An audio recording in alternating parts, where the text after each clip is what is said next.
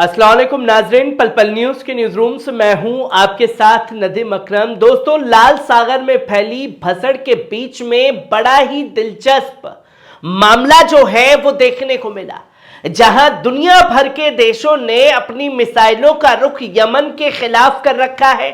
और वो इसलिए कर रखा है कि साहब आप इजराइल को मार रहे थे, कोई दिक्कत नहीं थी, पर इजराइल जाने वाले जहाजों को आपने निशाना बनाना क्यों शुरू कर दिया। बस इसी बात से लेकर के जो है तमाम देश जो है वो यमन से खफा है और यमन भी पूरी तरीके से खड़ा हुआ है कि चाहे कोई जहाज हो उसे हम जाने नहीं देंगे, उसके ऊपर सीधा हम हमला कर देंगे। और कल कुछ ऐसा वाकया सामने आया कि जो देश यमन के खिलाफ है वो ये बोलने लगे कि भैया इस जहाज को आपने क्यों छोड़ दिया और इस जहाज को निशाना क्यों नहीं बनाया, और हमारे जहाजों को तो आपने निशाना बनाया। और वो जहाज किसका था इसे भी देखना समझना जरूरी है।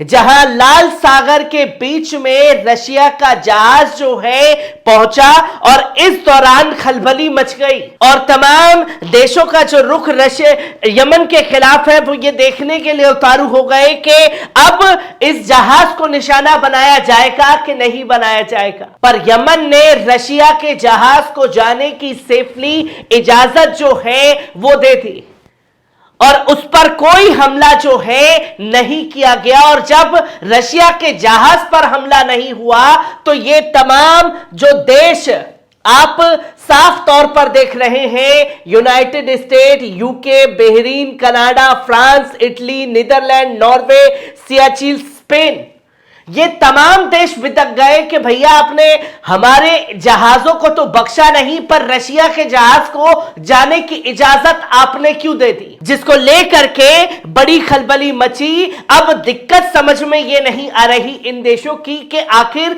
इन्हें आपत्ति किस बात पर है कि इनके जहाजों के ऊपर हमला हुआ या रशिया के जहाज को निशाना यमन द्वारा क्यों नहीं बनाया गया। किस तरीके से रशिया के जहाज को जाने की इजाजत दी गई है, पहले इस वीडियो पर नजर डालिए।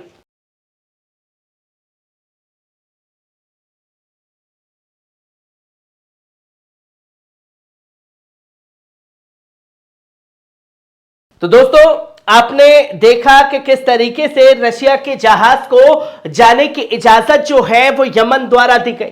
जो आप ये साफ तौर पर देख सकते हैं कि इस जगह पर जो ये गोला तारा है, इस जगह पर ये सर्किल के पास में रशिया का जहाज फंसा हुआ था और जो लाल सागर में आग फैली हुई है उनसे क्लियरिफिकेशन मांगा, पता चला रशिया का जहाज है तो यमन ने बिना देरी किए उसे जाने की इजाजत दे दी।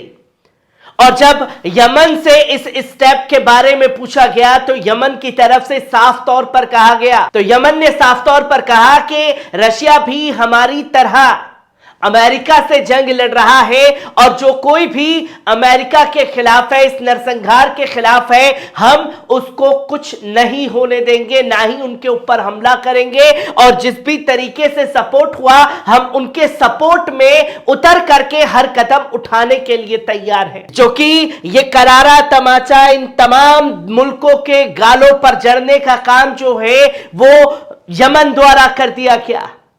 आप देखें कि दुनिया भर की ताकतें एक साथ इकट्ठा है यमन के खिलाफ। तकरीबन 8 से 10 देश अपनी युद्धपोतों को, अपनी मिसाइलों को हुतीस के खिलाफ उतार चुके हैं और हुतीस अपने दम पर लाल सागर पर खड़ा हुआ है और अकेले ही इन तमाम देशों को ललकारता हुआ दिखाई दिया। जहां धमकी पर धमकी लगातार जारी की जा रही है, पेंटागन की तरफ से साफ तौर पर अनाउंस कर दिया गया है कि जो यमन के हमले हो रहे हैं उससे पूरी ग्लोबल अर्थव्यवस्था जो है वो चरमरा गई है, व्यापार मंडल जो है वो चरमरा गया है। 85% जो है लॉसेस उठाना पड़ रहा है और इसका जिम्मेदार सिर्फ और सिर्फ यमन है। और यमन की जब ये हमले लगातार जारी हैं तो आप देखें कि कैसे उस जगह पर कैसे सन्नाटा पसरा हुआ है, जिसकी तस्वीर को इंटरनेशनल मीडिया द्वारा रखा गया।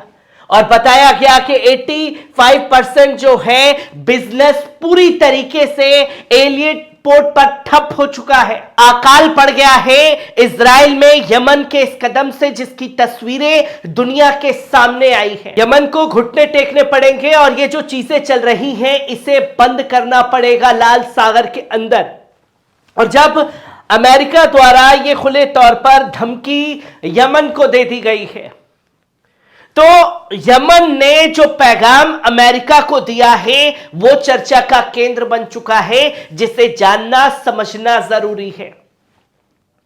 यहां आप देखें कि साफ तौर पर जो गार्जियन है, इंटरनेशनल वेबसाइट्स, उसने हुतीस के बयान को छापा और यह साफ तौर पर हुतीस ने कह दिया कि हम चाहे दुनिया की कितनी भी बड़ी ताकत लाल सागर में क्यों ना आ जाए, हम अपने कदम जो है पीछे हटाने वाले नहीं हैं। और जब तक हमारे हमले जारी रहेंगे, जब तक इजराइल गाजा के अंदर जो नरसंहार कर रहा है उसे बंद नहीं कर देता।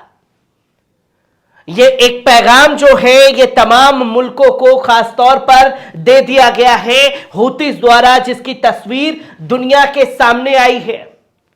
जहां अब समझने वाली बात यह है कि दुनिया भर की जो इंटरनेशनल मीडिया है वो हुतीस के इस कदम को आतंकवाद करार दे रही है कि यह आतंकवाद है। जहां 15 नवंबर से लेकर के आज 22 दिसंबर तक कोई भी बड़ा हमला जो है इस तरीके से नहीं किया गया, जहां किसी की जान का नुकसान यमन के हमले में गया हो।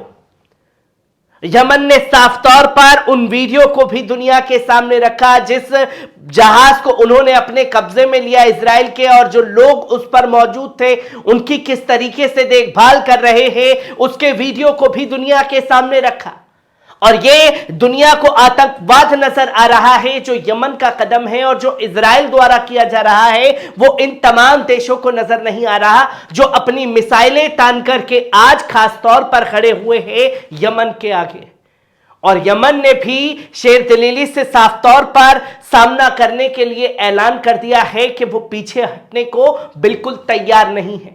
हर एक पहलू को आपके साथ साझा करता रहूंगा। दीजिए इजाजत, शुक्रिया।